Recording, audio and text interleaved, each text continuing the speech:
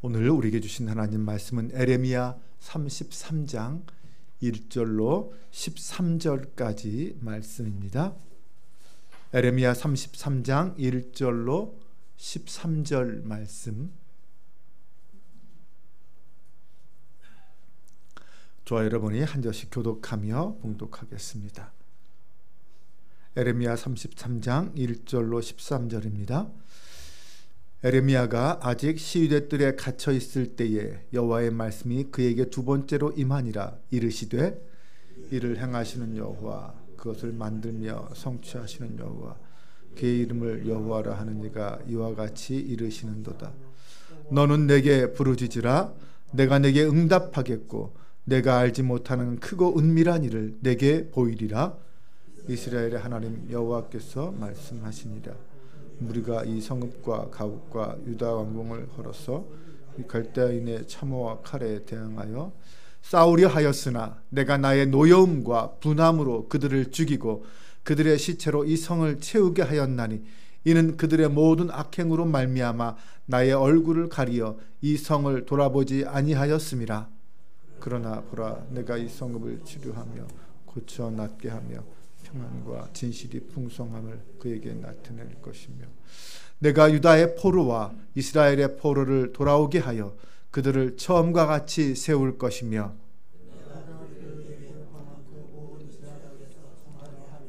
그들이 내게 범한 모든 죄악을 사할 것이라. 이 성읍이 세계 열방 앞에서 나의 기쁜 이름이 될 것이며 찬송과 영광이 될 것이요 그들은 내가 이 백성에게 베푼 모든 복을 들을 것이요 내가 이 성읍에 베푼 모든 복과 모든 평안으로 말미암아 두려워 떨리라. 이와 같이 말씀하시니라. 너희가 가리켜 말하기를 황폐하여 사람도 없고 짐승도 없다 하던 여기 곧 황폐하여 사람도 없고 주민도 없고 짐승도 없던 유다 성읍들과 예루살렘 거리에서 즐거워하는 소리, 기뻐하는 소리, 신랑의 소리, 신부의 소리와 및 만군의 여호와께 감사하라. 여호와는 선하시니 그 인자하심이 영원하다 하는 소리와 여호와의 성전에 감사제를 드리는 자들의 소리가 다시 들리리니 이는 내가 이 땅의 포로를 돌려보내어 지난 날처럼 되게 할 것임이라. 여호와의 말씀이니라. 만군의 여호와께서 이와 같이 말씀하시니라. 황폐하여 사람도 없고 짐승도 없던 이곳과 그 모든 성읍에 다시 목자가 살 곳이 있으리니 그의 양떼를 눕게 할 것이라. 한지 성읍과 평지 성읍들과 네겝의 성읍들과 베냐민 땅과 예루살렘 사면과 유다 성읍들에서 양떼가 다시 계수하는 자의 손 아래로 지나리라. 여호와께서 말씀하시니라. 아멘. 할렐루야. 오늘도 주님께서 장마 가운데도 우리의 삶을 지키시고 안전케 하여 주실 줄로 믿습니다. 그 하나님과 오늘도 동행하며 승리하는 하루가 되시기를 주님의 이름으로 축원합니다. 에레미야 당시에 예루살렘은 병이 매우 깊었습니다. 당장 빠른 시일 내에 수술과 치료를 받지 않으면 안 되는 그런 심각한 상태였습니다. 그 말은 그만큼 영적으로 타락한 죄악의 도성이 바로 예루살렘이었다라는 말입니다. 그럼에도 불구하고 예루살렘은 한사코 치료를 거부하는 환자와 같이 회개하지 않았습니다. 결국 더 이상 두고 보지 못하신 하나님께서는 예루살렘을 강제로 붙잡아서 대수술을 감행하십니다. 그때 하나님은 에레미야에게 임하셔서 간구하고 부르짖으라 라고 하시면서 너가 그렇게 할 때 앞으로 그 기도에 응답하고 예루살렘에 행할 크고 은밀한 일을 보여주겠다 라고 말씀하십니다. 그러면 하나님이 이루시는 크고 은밀한 일이란 어떤 것을 말하는 것입니까? 먼저 그것은 회개하지 않는 예루살렘, 하나님께 돌아오지 않는 예루살렘에 대한 철저한 심판, 처참한 파괴를 의미했습니다. 바벨론의 침략을 막을 수 없었던 예루살렘 사람들, 그들은 성 안의 집과 왕궁까지 헐어서 그것을 가지고 성벽을 더 높이 쌓았습니다. 하지만 그것으로도 하나님의 심판의 도구인 바벨론을 막을 수는 없었습니다. 결국 예루살렘에는 수많은 백성들의 시체로 가득하게 될 것이다. 그렇게 말하고 있습니다. 4절과 5절 말씀을 세번역 성경으로 한번 보겠습니다. 바벨로니아 사람들이 흙 언덕을 쌓고 쳐들어와 무너뜨린 이 도성과 도성 안의 건물들과 유다 왕궁들을 두고 나도 이스라엘의 하나님이 말한다. 유다가 뭉쳐서 바벨로니아 사람들과 대항하여 전쟁을 감행하였지만 마침내 나는 이 도성을 나의 분노와 노여움으로 죽은 사람들의 시체로 가득히 채웠다. 나는 그들의 모든 죄악 때문에 이 도성을 외면하였다. 하나님은 유다 백성들의 악행에 진노하셔서 이 일을 행하셨다. 결국 하나님이 백성들을 외면했다라고 말씀하십니다. 그런데 사실상 하나님의 분노와 하나님의 사랑은 서로 다르지 않습니다. 하나님에게 분노와 사랑은 다른 단어가 때로는 아니라는 거죠. 하나님은 이 땅을, 그 예루살렘을 파괴하신 것이 아니라 그들 가운데 퍼져 있는 그 암세포처럼 퍼져 있는 그 악행을 모두 제거하기 위한 대수술을 감행하신 것이다. 그렇게 이해해야 한다는 것입니다. 시시때때로 하나님이 주시는 말씀에 우리 자신을 맞추어서 우리를 돌아보며 점검해 가지 않으면 때로는 우리도 이 예루살렘처럼 대수술을 받을 수 있습니다. 하지만 그렇게 예루살렘을 철저하게 파괴하신 하나님의 목적, 그것은 에레미야 29장에 보면 재앙이 아니라 평안이요 미래와 희망을 주는 것이다 라고 말합니다. 즉 하나님이 바벨론을 들어서 이스라엘을 심판하고 예루살렘을 심판하는 것은 결국 그 목적이 재앙이 아니다, 평안이다, 미래와 희망을 주는 것이다 라고 말합니다. 그렇게 파괴하지 않고서는 치료가 되지 않을 정도로 예루살렘은 심각하게 부패하고 타락했다는 것입니다. 하지만 하나님은 그 철저한 파괴 후에 예루살렘을 치료하시고 평안과 진실을 풍성하게 해주시고 그들을 다시 포로에서 다 돌아오게 하시고 이제는 그 예루살렘을 죄악에서 벗어난 정결한 삶을 사는 도성으로 만들겠다라는 것입니다. 이것이 하나님의 계획이었죠. 6절에서 8절 말씀입니다. 세번역 성경인데 화면을 보면서 함께 같이 봉독해 보겠습니다. 그러나 보아라, 내가 이 도성을 치료하여 낫게 하겠고 그 주민을 고쳐주고 그들이 평화와 참된 안전을 마음껏 누리게 하여 주겠다. 내가 유다의 포로와 이스라엘의 포로를 돌아오게 하여 그들을 옛날과 같이 다시 회복시켜 놓겠다.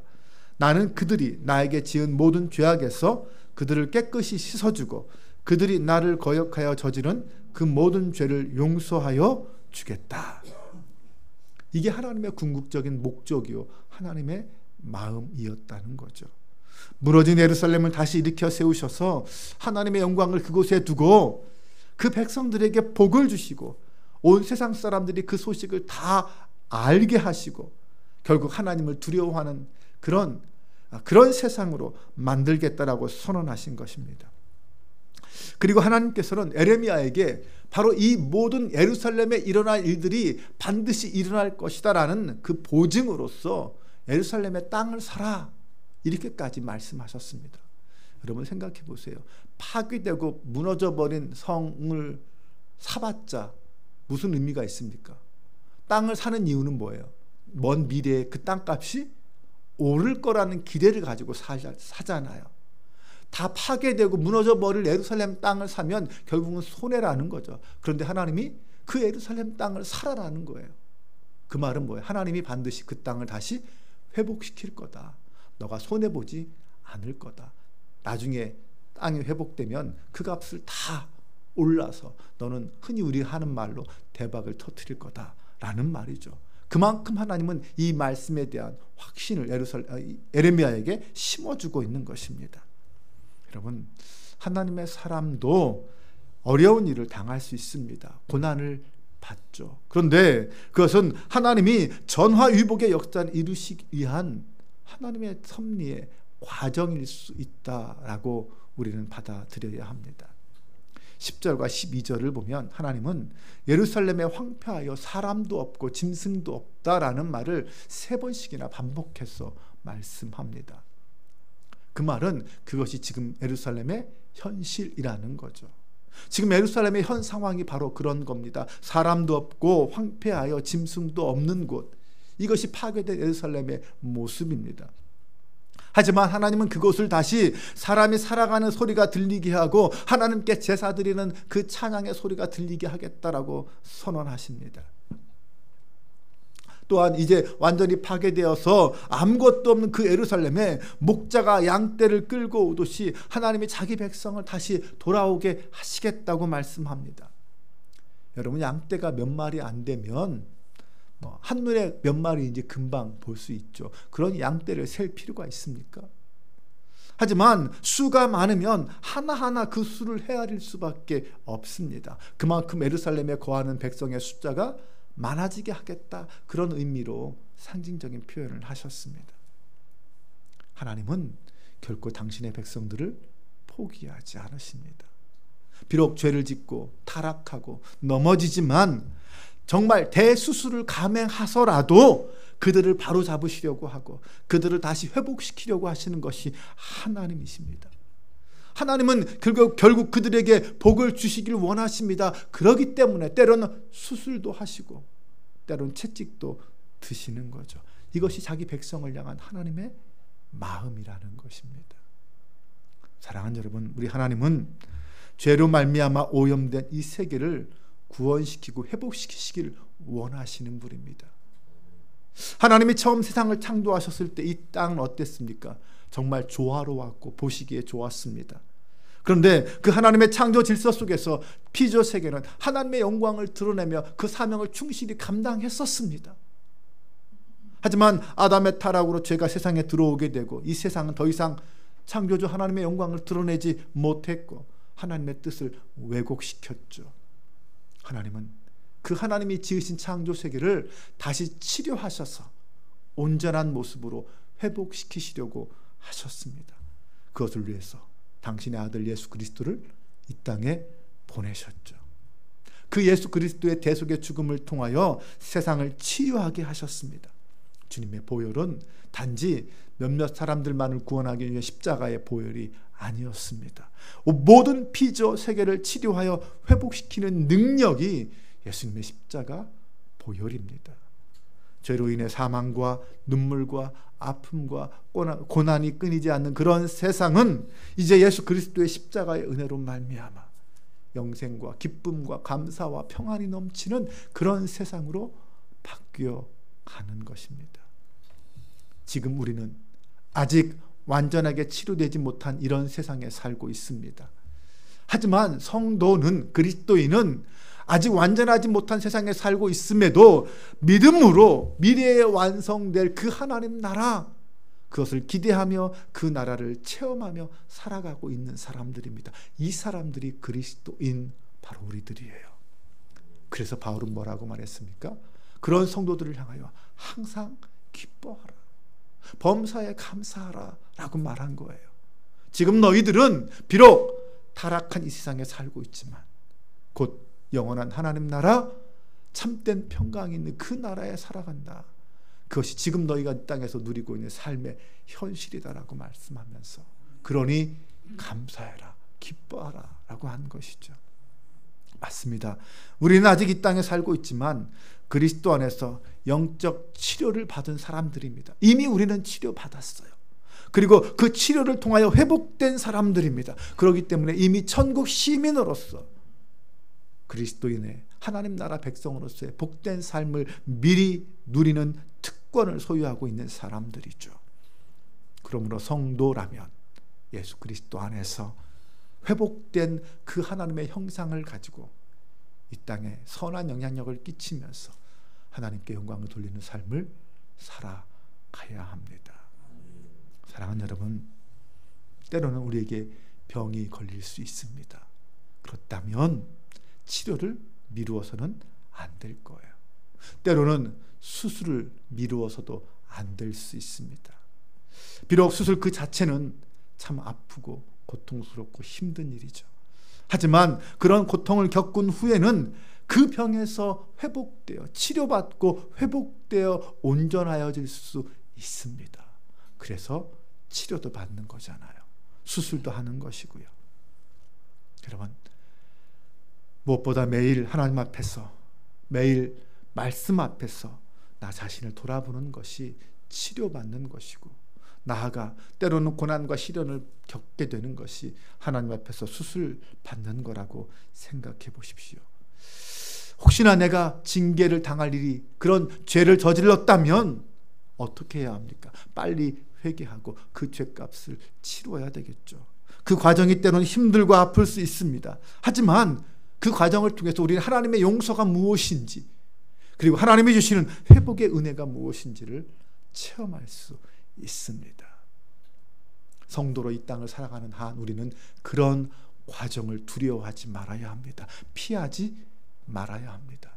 이 땅에서 우리의 삶이 완벽할 수 없잖아요. 저나 여러분이나 내 연약한 육신을 갖고 있기에 죄를 저지르며 살아갑니다.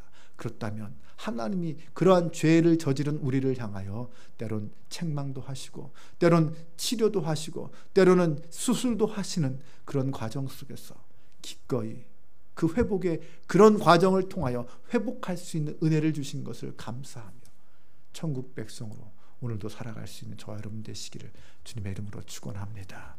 기도하겠습니다. 아버지 하나님, 우리를 자녀 삼아 주시고 부르짖을 수 있는 특권을 주신 것 감사합니다. 우리의 연약함을 아시는 주님, 때마다 필요한 사랑과 은혜를 베풀어 주심 또한 감사드립니다. 죄악된 세상을 그냥 두지 않으시고 참 사랑으로 회복시키시는 주님을 믿습니다. 이스라엘과 예루살렘을 회복시키신 주님, 오늘도 우리의 삶 속에 간섭하셔서 당신의 일을 행하시옵소서. 오직 하나님만을 바라며 소망하는 믿음의 사람들로 온전히 치료하여 주시고 세워 주옵소서. 죄인을 용서하시고 다시 살리시며 온전한 예배자로 세우시는 주님을 믿습니다. 오늘도 우리가 주님을 향한 믿음 안에서 바르게 살게 하시고 주님이 베푸신 참된 평안 안에 살게 하여 주옵소서. 우리 주 예수 그리스도의 이름으로 기도합니다. 아멘.